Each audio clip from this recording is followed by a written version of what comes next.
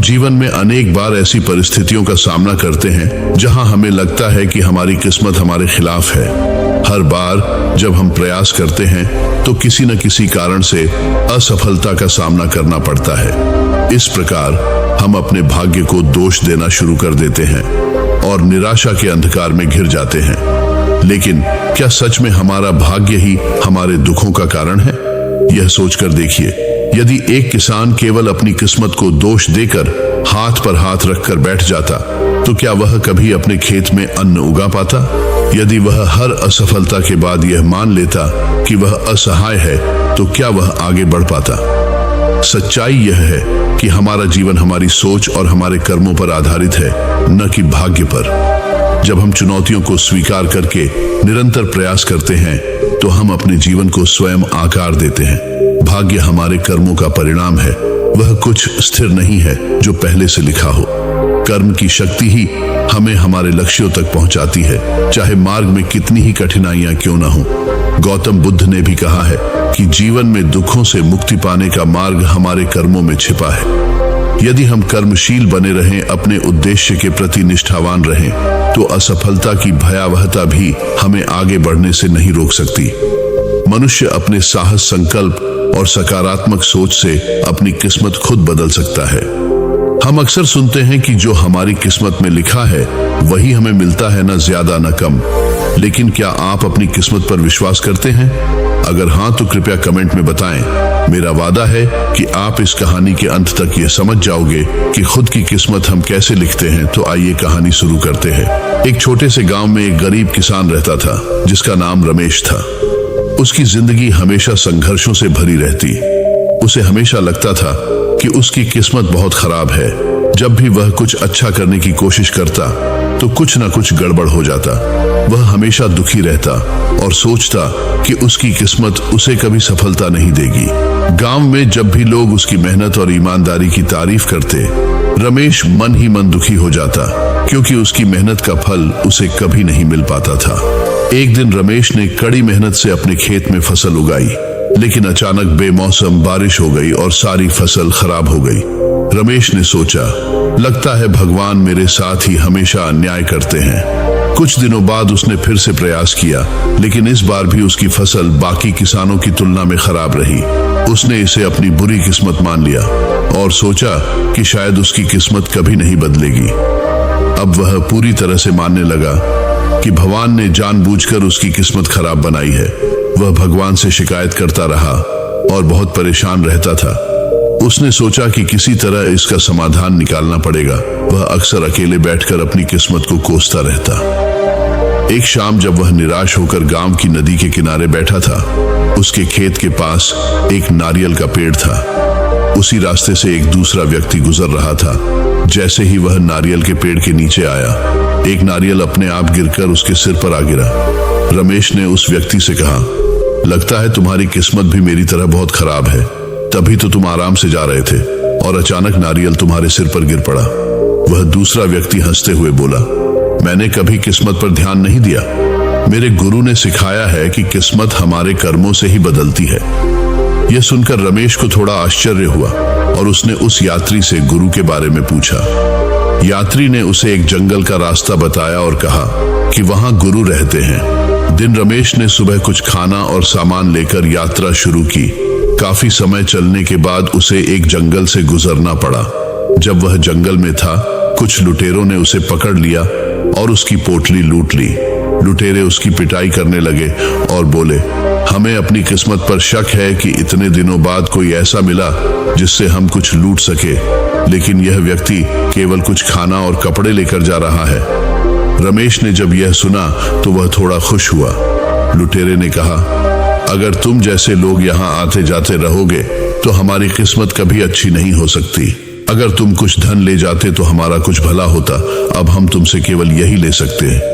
लुटेरों ने रमेश का खाना और सामान ले लिया है। लुटेरों ने रमेश को छोड़ दिया, लेकिन उसका खाना और सामान ले लिया। अब रमेश के पास खाने पीने के लिए कुछ भी नहीं बचा था और उसे बहुत भूख लग रही थी। दिन बीत गया और कहीं भी कुछ खाने को नहीं मिला। कुछ दूर जाने के बाद रमेश को एक भिखारी मिला जिसके पास कुछ खाना था। रमेश ने उससे कुछ खाने की गुजारिश की। भिखारी ने अपनी रोटी का टुकड़ा रमेश को दिया।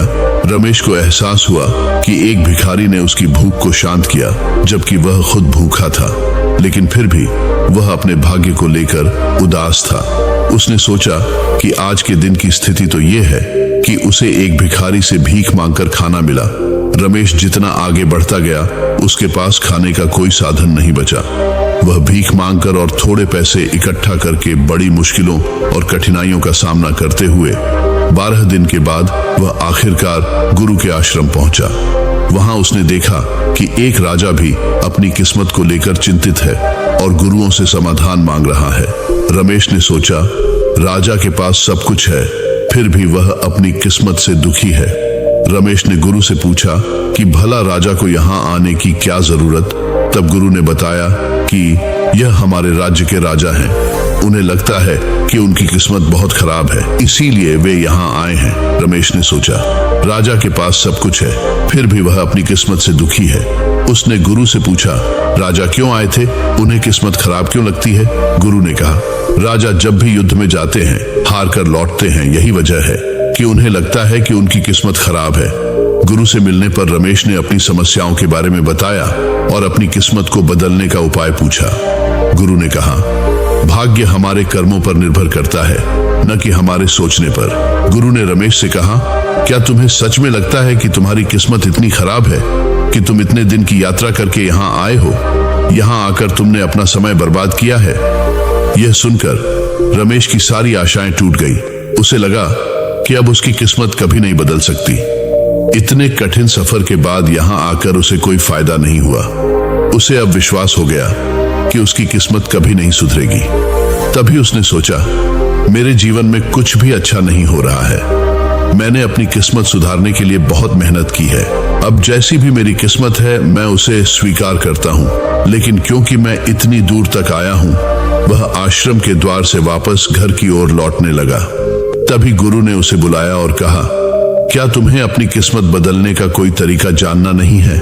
रमेश ने जवाब दिया, मैंने देखा कि लुटेरे जिनके पास कुछ नहीं है उनकी भी किस्मत खराब है, और राजा जिनके पास सब कुछ है उनकी भी किस्मत खराब है। अगर सबकी किस्मत खराब है तो मेरी किस्मत में क्या फर्क पड़ेगा? लगता है कि सभी की किस्मत खराब है। गुरु मुस्कुराए और बोले, किस्मत वह नहीं होती जो हमें मिलती है। किस्मत हमारे सपनों और इच्छाओं से जुड़ी होती है। लेकिन जब हमारी इच्छाएं पूरी नहीं होती तो हम कहते हैं कि हमारी किस्मत खराब है। वास्तव में हमारी किस्मत खराब नहीं होती, बल्कि हमारे कर्म गलत होते हैं। परिस्थितियों के अनुसार कर्म करना महत्वपूर्ण होता है।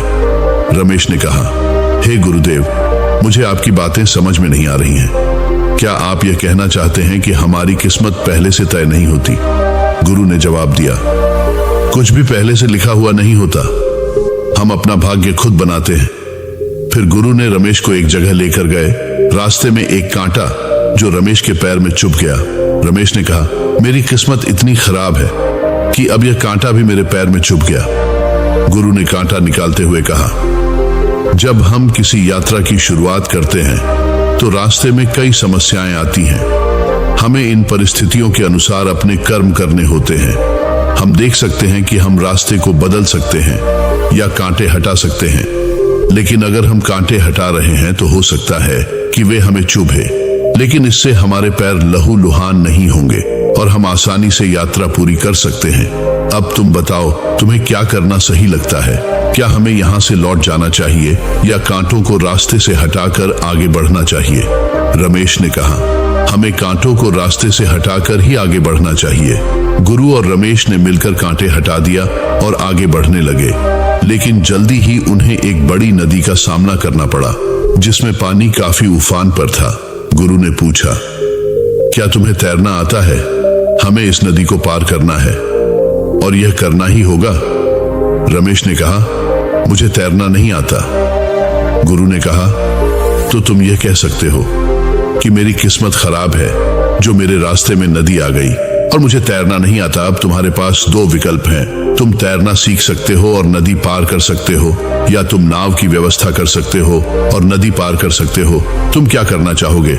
रमेश ने जवाब दिया, यदि मैं तैरना सीखूं तो इसमें बहुत समय लगेगा और हमें तुरंत नदी पार करनी है, इसलिए हमें नाव की व्यवस्था करनी होगी। गुरु और रमेश ने मिलकर बांस की डंडियों को इकट्ठा किया और नाव बनाई। फिर रमेश ने पूछा, अगर हमारी नाव बीच में ही डूब गई तो क्या होगा? क्या तब भी हम नहीं कह सकते कि हमारी किस्मत खराब है? गुरु ने जवाब दिया, बिल्कुल नहीं। जब तक हम जीवित हैं, हमें कोशिश और प्रयास करते रहना चाहिए। जीवन को बचाने का प्रयास हमेशा करना चाहिए, लेकिन जीवन को कभी भी ना बचाने का प्रयास करना सही नहीं है। अगर हम नदी के किनारे ही रुक जाते हैं तो सभी संभावनाएं खत्म हो जाती हैं, लेकिन अगर हम नदी पार करने की कोशिश करते हैं तो हमें जीवन जीने का मौका मिलता है। रमेश ने कहा, अब मुझे आपकी बात समझ में आ गई है। यदि मैं नदी के किनारे ही रुक जाता तो भी मेरे जीवित रहने का कोई प्रमाण नहीं होता। गुरु ने रमेश को आगे का रास्ता दिखाया। कुछ दूर चलने के बाद रमेश ने एक बहुत बड़ा पहाड़ देखा। पहाड़ इतना ऊंचा था कि उसे चढ़ने की कोशिश करने पर मृत्यु निश्चित लग रही थी। गुरु ने कहा, तुम चाहो तो यहां से वापस जा सकते हो, यह मानकर कि तुम्हारी किस्मत खराब है, क्योंकि अगर यह पहाड़ नहीं होता तो तुम अपनी मंजिल तक पहुंच सकते थे।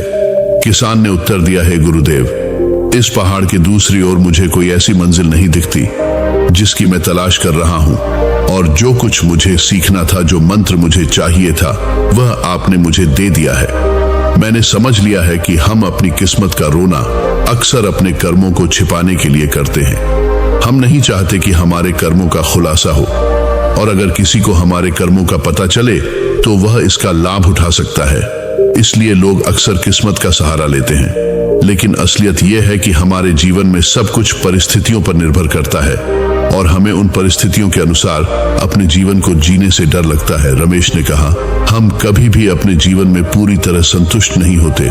हम चमत्कारों की तलाश में भागते हैं और भाग्य बदलने का उपाय खोजते हैं, जबकि असल में भाग्य स्थिर नहीं होता। हमारे कर्म ही हमारे भाग्य को आकार देते हैं। लोग अक्सर किस्मत को एक खेल मानते हैं, लेकिन वास्तव में जो कुछ लिखा है वह हमारे कर्मों पर निर्भर करता है। चाहे कांटों से भरा रास्ता हो, उफनती नदी हो या एक बड़ा पहाड़, इन सभी चुनौतियों को पार कर अपनी मंजिल तक पहुंचना ही हमारी कोशिश होनी चाहिए। अंत में रमेश ने गुरु से पूछा, यदि मैं इस पहाड़ को चढ़ जाता तो मुझे क्या मिलता? गुरु ने उत्तर दिया, वही जो सबको मिलता है। रास्ते मायने नहीं रखते, मंजिल मायने नहीं रखती, बल्कि इनका निचोड़ ही तुम्हारी मंजिल होती है। और यही रास्ते हमें सिखाते हैं कि अपने जीवन में कैसे आगे बढ़ना चाहिए। बिना रास्तों के मंजिल अधूरी होती है। इसीलिए भाग्य पर निर्भर रहने के बजाय अपने कर्मों पर विश्वास रखो और उन्हें करते जाओ। यही कर्म तुम्हें तुम्हारी मंजिल तक पहुंचाने में मदद करेंगे। गुरु के ज्ञान को समझकर रमेश ने निश्चय किया कि वह अपनी किस्मत पर रोने के बजाय अपने कर्मों पर ध्यान देगा। उसने गांव लौटकर जीवन में हर चुनौती का सामना करने का संकल्प लिया। दोस्तों, उम्मीद है कि आपको इस कहानी से एक अच्छी सीख मिली होगी। यह कहानी आपको कैसी लगी, हमें कमेंट बॉक्स में कमेंट करके जरूर बताएं, और साथ ही इस कहानी को अपने दोस्तों के साथ जरूर शेयर करें, ताकि उन्हें भी इस कहानी से कुछ सीखने को मिल सके।